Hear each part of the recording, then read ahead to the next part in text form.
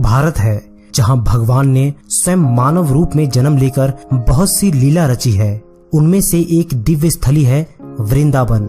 मथुरा से वृंदावन के मार्ग में फूल की आकृति में एक विशाल संगमरमर का मंदिर है, जो देखने में काफी सुंदर है। यह मंदिर पागल बाबा जी का है।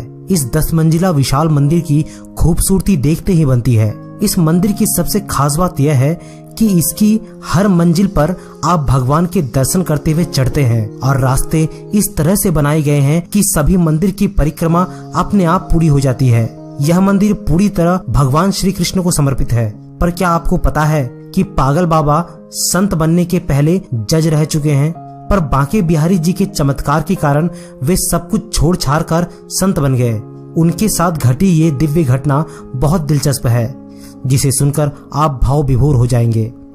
आप देख रहे हैं अद्भुत टीवी इंडिया और मैं आपका दोस्त प्रदीप आज इस वीडियो की शुरुआत करूंगा। वीडियो पसंद आए तो लाइक जरूर कीजिएगा और चैनल को सब्सक्राइब करना मत भूलिएगा।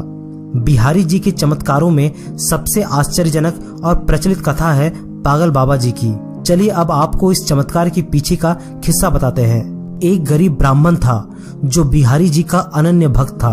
एक बार उसने किसी साहूकार से कुछ ऋण लिया था और उसने हर महीने की किस्तों में थोड़ा थोड़ा करके कर्ज चुकाया।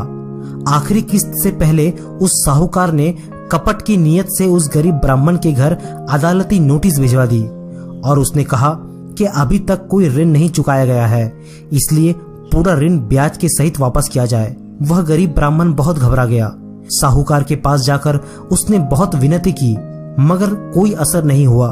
फिर ये मामला न्यायालय में पहुंचा। न्यायालय में भी ब्राह्मण ने जज से यही कहा कि मैंने तो सारा ऋण चुका दिया है। जज ने ब्राह्मण से पूछा, क्या तुम्हारे पास कोई गवाह है जिसके सामने तुम साहूकार को ऋण वापस करते थे? उसने दुखी होकर कह दिया कि बिहारी जी के सिवा और कौन देखेगा। और फिर उसने अदालत में बिहारी जी के मंदिर का पता नोट करवा दिया। अदालत की ओर से मंदिर के पते पर नोटिस जारी कर दिया गया। वह नोटिस बिहारी जी के विग्रह के सामने रख दिया गया और फिर सब इस बात को भूल गए। फिर जब सुनवाई की अगली तारीख आई, तब गवाही के समय एक बूढ़ा आदमी जज के सामने गवाही देने के लिए आया। उसने कहा कि मैंने देखा है ब्राह्मण को ऋण वापस करते हुए, और तारीख, वार, विवरण सारी बातें न्यायालय के सामने बता दी। यह बात सुनते ही उस जज ने सेठ से बही खाते प्रस्तुत करने को कहे। जब उसकी जांच हुई तब गवाही सच निकली। उस बही खाते में सारी किस्तों की धनराशि दर्ज थी, पर नाम फर्जी डाले गए थे। जज ने ब्राह्मण को निर्दोष करार देते हुए ऋण मुक्त कर दिया। लेकिन जज के मन में यह उथल पुथल मच रही थी कि उस गरीब ब्राह्मण को तारीख, वार, व्यवरा कुछ नहीं पता था और ना ही यह पता था कि कौन से बही खाते में उसका विवरण है। तो फिर उस गवाह को ये सारी बातें इतनी स्पष्टता के साथ कैसे पता थी? फिर उसने यह भी सोचा कि वह व्यक्ति काफी बूढ़ा भी था और इस बुढ़ापे में सब कुछ ठीक से याद नहीं रहता, तो फिर उसे सब कुछ इतनी स्पष्टता के साथ कैसे याद है? उसने ये रहस्य जानने के लिए ब्राह्मण को बुलवाया और पूछा, आखिर वो कौन था? ब्राह्मण ने कहा, मैं उसे नहीं जानता हूँ, मगर वो बिहारी जी के सिवा कौन हो सकता है? जज ने हंसते हुए कहा, मजाक छोड़ो भाई, सच बताओ वो कौन था? ब्राह्मण ने बड़ी गंभीर होकर कहा कि बाबू, सच में मुझे नहीं पता कि वो कौन था। आप ही ने तो बिहारी जी को नोटिस भिजवाया था, वहीं से कोई आया होगा। जज संतुष्ट नहीं हुआ। उसने बिहारी जी के सेवायंतों से संपर्क किया और गवाह के बारे में पूछा। सेवायंतों ने कहा, हाँ, एक नोटिस तो आया था, हमने उसे बिहारी जी के सामने रख दिया था। ऐसे बहुत सारे पत्र आते हैं और हम उसे वहीं रख देते हैं, मगर मंदिर से आज तक कोई गवाही देने नहीं गया और ऐसा कोई बूढ़ा यहाँ है ही नहीं।